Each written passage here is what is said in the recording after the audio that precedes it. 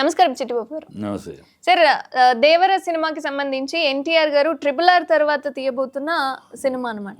But దీని మీద చాలా పాజిటివిటీ ఉంది, అదే విధంగా నెగిటివ్ కూడా వస్తుంది. ట్రైలర్ బాగాలేదు అంటున్నారు, సాంగ్స్ ఏమో మిలియన్ వ్యూస్ లో దూసుకుపోతున్న సిచ్యువేషన్ కనిపిస్తుంది. బాగాలేదు అంటున్న సన్నాసులకి వాళ్ళకి వేరే పని పాట లేదమ్మా.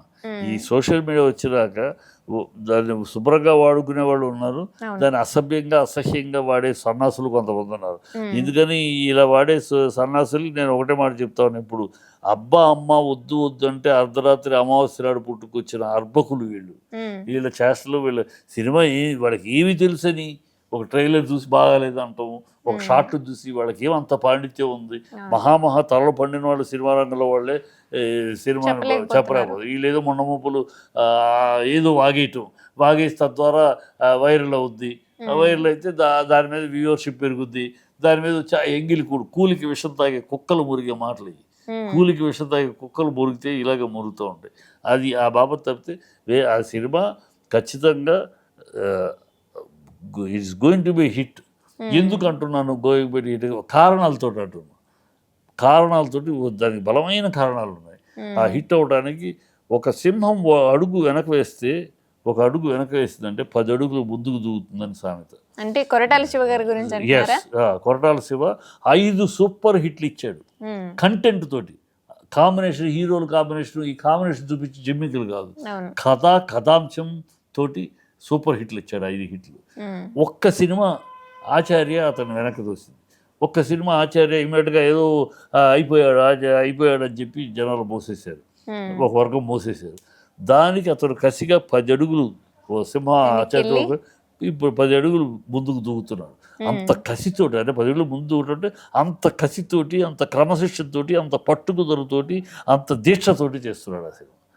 అదొక ముఖ్య కారణం. అయితే జూనియర్ ఎన్టీఆర్ తల మీద పెద్ద బరువును మోస్తున్నానని ఫీల్ అయ్యి చేస్తున్నాడు. నేను ఇవాళ గతంలో ఓన్లీ తెలుగు, తర్వాత తమిళు, ఇప్పుడు ఇంటర్నేషనల్, తెలుగు, మలయాళం, కన్నడము, హిందీ, ఎన్టీఆర్ ఇంటర్నేషనల్. అంటే ఇంటర్నేషనల్ వెళ్ళినప్పుడు అనేక మంది దేశం మొత్తం మీద విదేశాల్లో వాళ్ళు కూడా మన మీద పెట్టుబడి పెడుతున్నారు, మన మీద కోట్లు పెట్టుబడి పెడుతున్నారు. సో ఏమాత్రం చిన్న తప్పు జరిగినా అందరూ దెబ్బతింటారు. సో ఏమాత్రం అలక్ష్యం చేయకూడదు. ప్రతి ఫ్రేము, ప్రతి షార్టు ఖచ్చితంగా జనాలు మెచ్చే విధంగా, వాళ్ళు మెచ్చుకునే విధంగా మనం చేయాలి. అంత కష్టపడాలి. ఎందుకంటే బాధ్యత ఉంది మన మీద. ఎంతమంది మన మీద నమ్మి డబ్బులు పెడుతున్నారు, కోట్లు పెడుతున్నారు. వాళ్ళని కాపాడుకోవాల్సిన అవసరం నాకు ఉంది. ఆ బాధ్యత నా భుజస్కంధాలపై ఉందని అంత సిన్సియర్గా దాన్ని ఒక బాధ్యతగా తీసుకొని చేస్తున్నారు.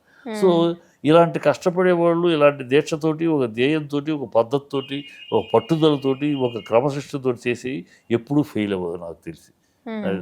భగవంతుడు ఖచ్చితంగా ఆశీర్వదిస్తాడు. వాళ్ళిద్దరూ ఆషామాషిగా తీయట్లా, ఏదో సినిమా 10 సినిమాల్లో ఇది ఒక సినిమా అన్నట్టు చేయట్లేదు. ఇద్దరికిద్దరు ఈ సినిమా ప్రత్యేకం. ఈ సినిమా ఎందుకంటే ఇంత pan India business first time NTR after Oscar. ఇప్పుడు మొత్తం అసలు ఇంత పాన్ ఇండియా సింగిల్ హీరోగా ఇంత పెద్ద బిజినెస్ ఫస్ట్ టైం. సో దాన్ని కాపాడుకుంటే ఫ్యూచర్. దెబ్బతింటే లాభం లేదు, ఇతను లిమిటెడ్ అయిపోతుంది. సో అందుకోసమని వచ్చిన ఇమేజ్ని, వచ్చిన ప్రజల్లో వచ్చిన తన అభిమానాన్ని నిలబెట్టుకోవాలని తాపత్రయపడు. అతను ఒక్క సినిమా పోతే నా మీద చచ్చిపోయిందా, ఇంత క్రియేటర్ని చూపించుకోవాలి, మళ్ళీ నిరూపించుకోవాలి. కనుక వానలో విడుదలైన, వరదలో విడుదలైన, 6-100 అయినా, కుడి ఎడమైన ఆ సినిమా సెన్సేషనల్ హిట్ చెయ్యాలని ఇద్దరు త్రికరణ శుద్ధిగా పాటుపడుతున్నారు. కనుక సక్సెస్ అవ్వాలని కోరుకుంటున్నారు. మీరు అన్నట్టుగా ఖచ్చితంగా దేవర మూవీకి నెగిటివ్ ఎంత వచ్చినా దాన్ని పక్కన పెట్టేస్తే ముందు చేసే ప్రయత్నాన్ని ప్రతి ఒక్కరూ ఎంకరేజ్ చేస్తారు, అదేవిధంగా హిట్ అవుతుందని ఆశిద్దాం sir. Thank you so much.